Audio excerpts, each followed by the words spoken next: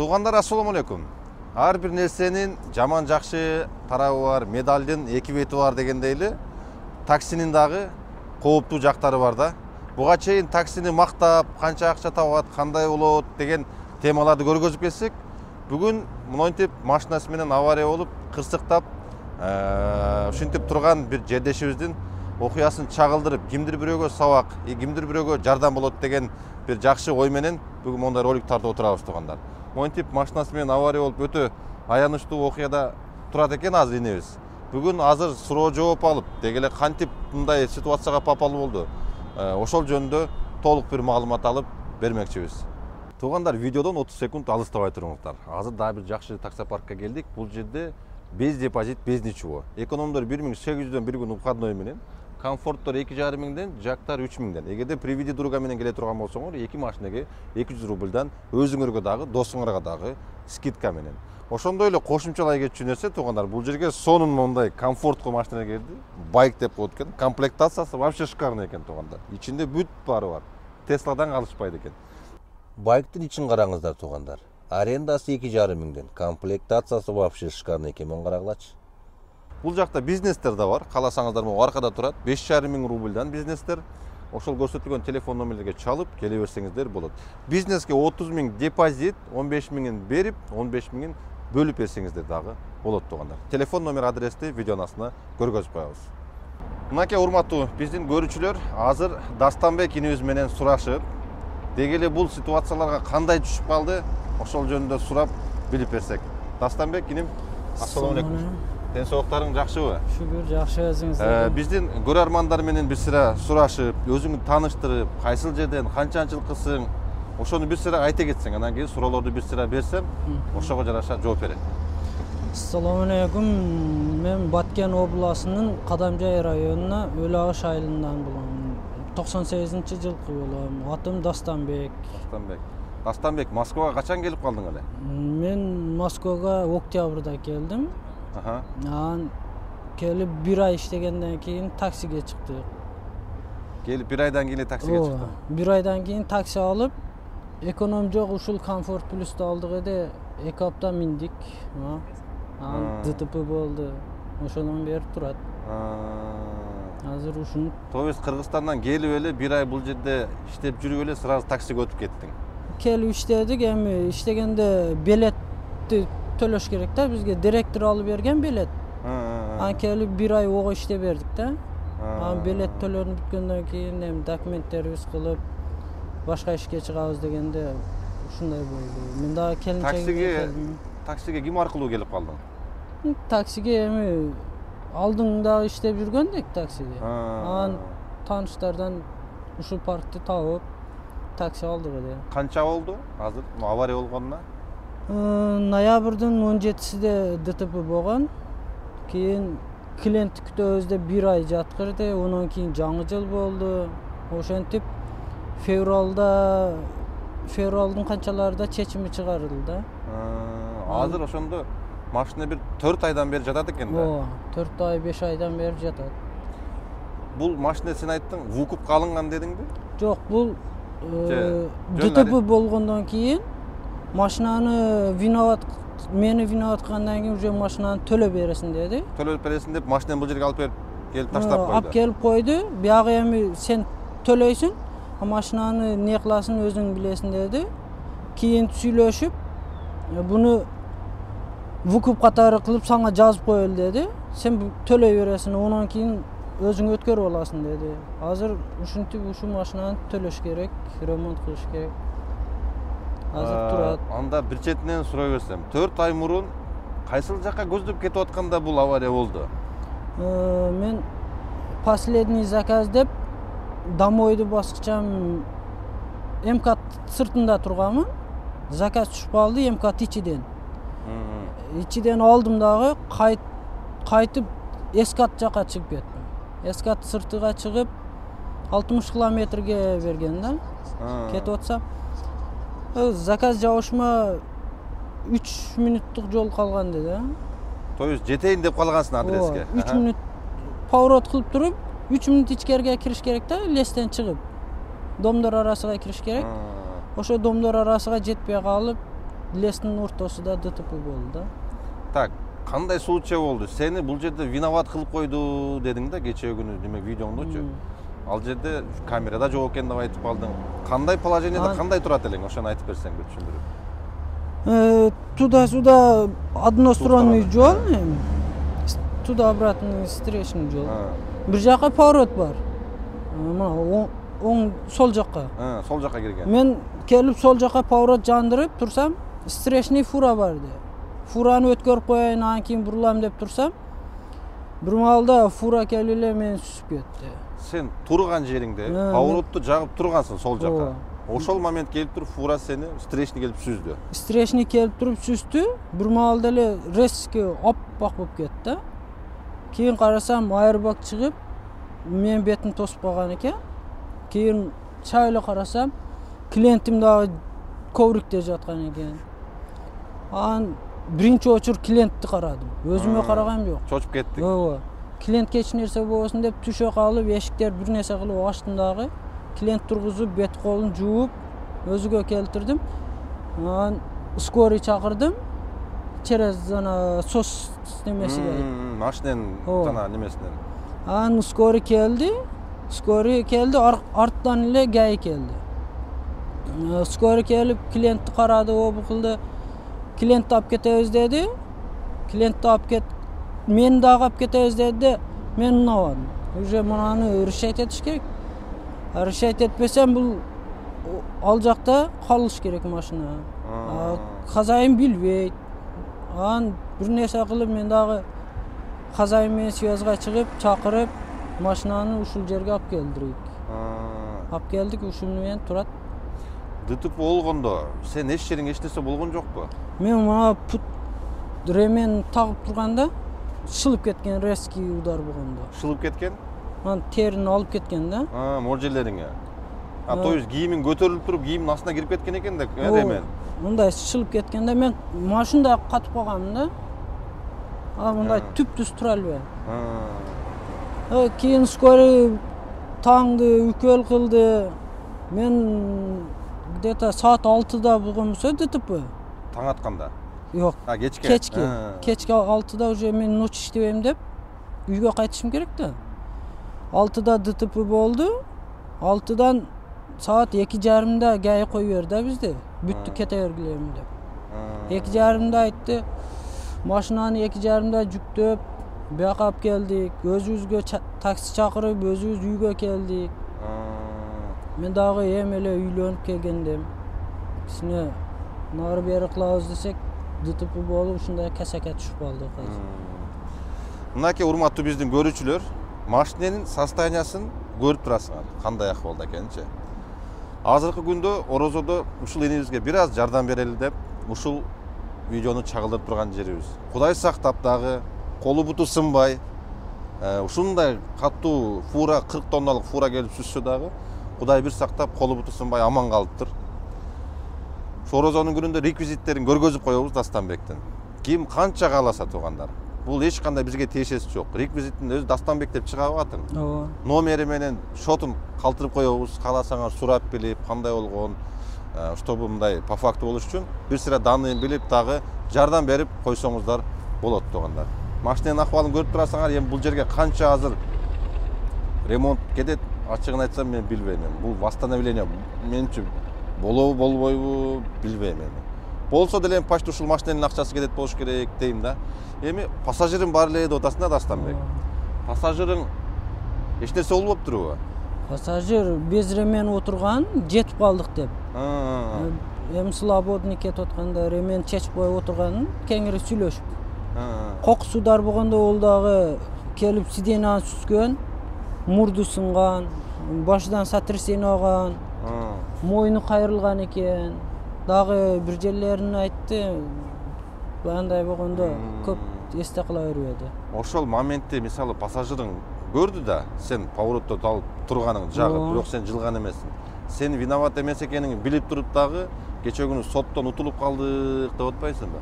Сага карама каршы показания бердиби ошол пассажир? Эми клиенттин бир ооз сөзү чечет турган болуп турган да. Камера жок, эч ким көргөзө албайт да, биз талаша албай. Эми клиент ушундай деп айтып койду ого. Бүттү, кол кой берди. Уже мага виноват кылып коюшту. Бирок мен клиентти дагы көрбөдүм. Фура водителин дагы көрбөдүм. Бири-бирибизге көргөзбөйт. Жок, силер жок эле бири-бириңерге көргөзбөй эле чечим чыгып калды. Өздөрү чечишет. Бирок бизди мындай бетме-бет отургузуп, суроо жооп кылып, эч нерсе кылбады. Ал жерде камерада жок экен деп атасың да. Ошол жагы чатак болуп тур. Машинада регистрацияда болгон эмес. Ооба. Эч Эми нерсе жаңы алганбыз, эми кичине иштеп алып, анан коебуз деп ниет кылдым эле, бирок ошол күнгө эми жеткирбеди. Мынакей урматтуу биздин көрөрмандар, регистратордун пайдасы. Алып коюп койгула сөзсүз түрдө. Ушуга окшогон спорный моменттерде өтө жакшы жардам тийет. Карабайсыңар, азыр пассажиры дагы буга карама каршы показания берип койгонбу, бербегенби, бул дагы билбей атат. Эми бул жерде акчанын күчүбү же биздин монтип бул жакта жакшы тааныш билибиздин жоктугу билбейм айтор. Бүт бардык показанияларда Дастанбекти виноват кылып, монтип азыр машинени алып келип таштап, мындайча айтканда машинени выкупка өткөзүп берип коюптур. Авария болгон эми выкупка өткөзүп. Сен машинени төлөй бересиң деп, азыр эми айына канчадан төлөп атасың азыр? Айга 67 миң чем-то, 68 почти. Ошондо общий сумма азыр эми но машинеден кутулганы канча акча керек болду? Общий сумма 50 айга эсеп болгон. 50 айга 3,5 миллион чем-то турат. Анан передний обусу менен 3 миллион 600 ояк баягы бар экен. Кыскасы, азыр соттон полностью кутулуп, ушул машинени сага өткөрүп келип могул жерге таштап койду. Эгерде досрочно жапсаң канча болуп калат экен? Досрочно жаба турган жолдору да барбы экен? Досрочный жапсаң болот экен, эми крупный сумманы алып туруп, сразу жабып салондон үзүп таштасаң болот экен буну. Буну салондон үзмөйүнчө мен эч нерсе кыла албайт экенмин. Же сата албайм дагы, же алып кете албайм. Азыр муну бир разборго сатып берейин, какой-то бир запчасть же бир какой-то бир жардам болуп, аны эч кандай жол жок. Банкта турат бул, залогто мындайча айтканда. Если мен төлөбөгөн болсом, машина автоматически жок болуп кетет. Автоматически азыр сен төлөбөйм деп отказ кылып койсоң, сага мындай угрожение болуп атабы? Антебиз, мынтебиз. Жок, ондой сунуш кылбадык. Төлөбөйм деп эле таштап атсаңчы? Анда ал парктын эгеси өзүбүз жактан да. Айылдаш. Өзүбүздүн эле кыргыздар экен да. Эми Кыргызстанга барабыз, баары бетме-бет чыгабыз. Ал жагы туура келбейт. Эми жанагы энтип просто сени жана виноват кылып эле ошентип неме кылып койгонуна, ошо таксопарктар орустар ошентип койду деп ойлоп калдым да, ошого айтам. Таксопарк виноваты өзүбүздүн жок. кыргыз балдардан алгансың беле? Кыргыз балдар өзүбүздүкүлөр, парктын эгелери. Бизге бул жерде виноват кылган клиент менен ошол эле чечим да. Биз мунун төлө дегениге эч неме кылбадык. Ремонт кылып берели десек, ремонтко да нормальный сумма кетет экен. Жанагы фураны, то есть машиненин страховкасы жабып кеттиби аны? Фураны да төлөдүңөрбү? Жок, фураны айтты, эми анын фара ояк буяктары кеткен мындай, машинанын высотасы чалык. Кеткен жериге страховкасы 400 миң бөлүп чыгарып берип. 400 миң алып туралы. Андан башка акча бербедиңби? Андан башка акча болбоду. Пассажиргачы? Пассажир менен связга ham чыкпадым, листосун ham көрбөдүм. Болуп өткөн окуядан кийин пассажирди такыр көргөнүң жокпу? Номерин издеп да таппай койдум. Яндекске ham связга чыктым. Яндекстен ham ала албадым. Алар эмнеге андай кылды экен сага ушул? Бир ооз ден соолугун сурап коеюн десем дагы болбой койду. Кабар алып. ГАИ чакырат эми. ГАИ чакырганда ГАИге барып сурадым. Клиенттин состояниясы кандай? Ден соолугу жайдабы? Не болуп атат? Бир ооз кабар алып, ден соолугун сурап коеюн десем, ден соолугу жакшы эле, үйдө деди. Болду. Номер берген жок. Эч нерсе берген жок. Эч нерсе кылбады. Ошол фуранын водители эми крутойраак болуп калып, жанагынтип ошол неме менен сүйлөшүп, ага акча берип, бизге ушундай показания берип кой деп айтышы да мүмкүнбү сенин оюңча? Болушу мүмкүн. Неге? Биз ДТП болгон жерде турдук. klient менен ошо фуран водители менен гаинин сүйлөшүүсүн угуп турдум. Эми бир крупный сумманы сүйлөшүп жүрүштү да.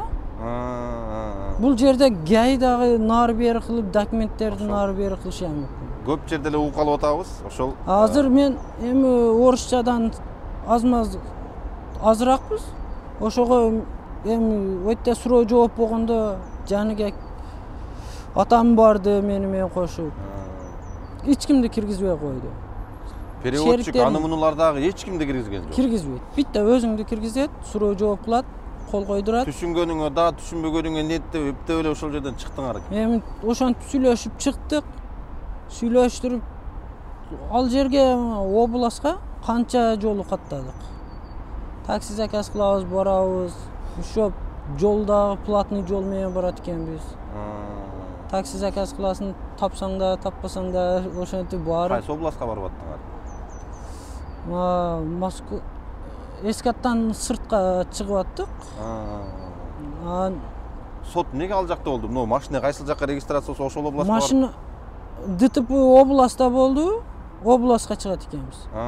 Бизге адрес берди, ушул адреске келесиңер деп. Ондой адрес жазсак Москванын ичинде дагы бар экен. Биринчи күнү чакырганда мен эми түшүнгөнүм жок да, шап барабызбы? Барсак ачпайт. Кайтып аяга чалсак машина ДТП областта болду, областка келесиңер деди. Толук адрес жазып берди, жазсак областты көргөздү. Анан эртеси областка бардык биринчи күнү. Кийин 1-2 апта өтөт дагы чакырат. Барасын суроо жооп кылат, кой берет. Кайтып кийин дагы чакырат, ошентип көп каттап жүрүп акыры чечими чыгып, мына ушинтип бизди виноват кылды. Сот канчага чейин уланды? Сот качан чечим чыкты? Февралдан өтүп чыкты, феврал ортолорунда. 3-4 ай сот болуп да мындайча айтканда. Жаңы жыл аралашып, ошентип выходной аны-муну болуп 3-4 ай созулуп жүрдү. Эми өздөрүнүн айтылган числосу болду 1 айда деп. 1 айда келесиң деди. Мен ушул числода ушул жерге келесиң деди. Мен ошол числого бардым. Барсам, сен неге келдиң деди. Биз өзүбүз чалып чакырабыз деди. Мен дагы кайтып келдим. Кийин 1-2 аптадан кийин кайтып чалып чакырды. Ал жака кайтып бардым. Барганда дагы эми битте өзүмдө клиент жок же водитель жок. Өзүм. Суроо жооп кылат, колду койдурат, сүйлөттүрөт. Кайтып жөнөтө берет. Азыр ошондой машина урулгандан бери буну төлөп атасың? Айма-ай төлөп атабыз. Айына канчадан дедиң? 67 миң чем-то. 67 миңден. Азыр кошумча бир жерде иштеп атасыңбы? Азыр мен стройкага чыктым. Азыр төлөш керек. Ошого тапкан акчаң менен азыр тапкан акчамды ушуга чаптап жүрөм. Квартира снимать эткенбиз, квартира жактан бесплатный жашоо болгон үчүн тапкан акчаны ушуга чаптап атам. Айма-ай берип атасың? Айма-ай берип атам, эми жылдырып. Бербей койсок дагы болбойт. Мынакей урматтуу биздин көрүүчүлөр. Дастанбектин ситуациясын жакшы түшүнүп турасыңар. Данный момент ушинтип стройкада иштеп, монтип машинени төлөп атам дейт. Bundan 3 gün murun atası менен связга чыгып сүйлөшкөнбүз. Нургазы ушундай болду эле, балам бир Кудай сактап ушинтип калды эле. Бир аз болсо да элден жардам болсо жакшы болот эле. Балам стройкада ушинтип иштеп, азыркы моментте өтө кыйналып турган маалы деп калды. Ошол сыяктуу өзүңүздөр жакшы көргөндөй эле биздин кээ бирки жаш таксисттерге биз советим да. Машинеңиздерге сөз регистрация койдуруп, колдон келсе Кыргызстандан келгенден кийин бир аз машина айдап көрүп, каршеринг, маршерингде. Эми бул жак виноват болбосо дагы сактанганы сактанды, за рулем жүргөндө этият болуп, основном мындай кышында, чет жерлерде жана освещение аз жерлерде этият болуп жүрсөңүздөр өтө жакшы. Дастанбек иним эми колдон келишинче элдер жардам берер Орозонун күнүндө. Реквизиттериңи, телефон номерлериңи жазып койдук. Ошол жерге экран астына жазып коебуз. Эми жаман болуптур, ачык эле. Жаман болуптур, чын. Не дейбиз эми? Эми колдон келишинче бүт маалыматтарды сурап айттык. Дагы кандай кыйынчылыктар болууда эми? Дастанбек, мындан башка. Ушуну жаап алсам мага кыйла жеңилдиги ошол болот эле. Азыр өзүм дагы келгениме ошентип толка иштейм, чаптайм иштейм. Атаң да таксиде иштейби? Жок, атам өзүнүн ишиде. Не иш кылат? Макдональдста иштейт, Вукс точкада. Неде? Вукс точкада иштейт, ресторанда. Кыргызстандабы атаң? Жок, Же бедеби? ушул жерде, гражданство. Жакшы, эми азыр тууган уруктар колдон келишинче жардам берип аткандыр. Ооба, болуп атат, группаларда болуп атат кичине. Ошо өзүңү бир Кудай сактап тур, мен ошого эле сүйүнүп атам. Мону карабайсыңар, ланжерондору могул жака чейин кирип, моторлору болсо вообще эле үзүлүп жерге түшүп калыптыр. Мынакей могул капоту. Машина көптөн бери эмнеде жаткан үчүн уже могул жердеги жанагы көчөдө жүргөндөр дагы жан башындагы терезелерин талкалап, ичиндеги аны мунуларын уже чыгарып кете баштаптыр да. Эми эмне дейбиз, жакшылап машинаңды жаап, скоштоп могул жерге ороп коюп кое бер, элден жардам болуп, бир жакшындай болуп калса, кутулуп алсаң, буюрса эми бул да бир көргүлүк экен да. Башка түшкөндө көргүлүк, элдин жардамы менен эптеп кутулуп алсаң, буюрса дальнейшем зар үйлөнүп жүргөндө этият бол. Ушундай урматтуу биздин көрөрмандар, ушу менен бүгүнкү берүүбүздү аяктайлы. Дастаныбызга ден соолук. Өзүң дагы бир айта турган сөзүң болсо, айтып кетсең да болот эле. Таксиде иштеген жердештерибизге айтарым, сөзсүз регистрация коюп алып жүрүш керек экен. Бизге эми өзүбүздүн сактыгыбызга доказательство болот экен көп жерде. Ошо сөзсүз коюп жүрүңүздөр. Колдон келишинче жардам берип коесуздар. Колдон келишинче жардам берип коюңуздар. Ушинтип кыйын ситуацияга түшүп калдык, турабыз. Мынакей, урматтуу биздин көрүүчүлөр, Дастанбек инибиздин ситуациясын өтө жакшы түшүндүңүздөр. Эшикти аябай суук болуп кетти бүгүнгө. Ушу менен бүгүнкү берүүбүздү аяктасак. Ийгилик барыңыздарга. Жолдо жүргөндө этият болуп, сак саламат жүрүңүздөр.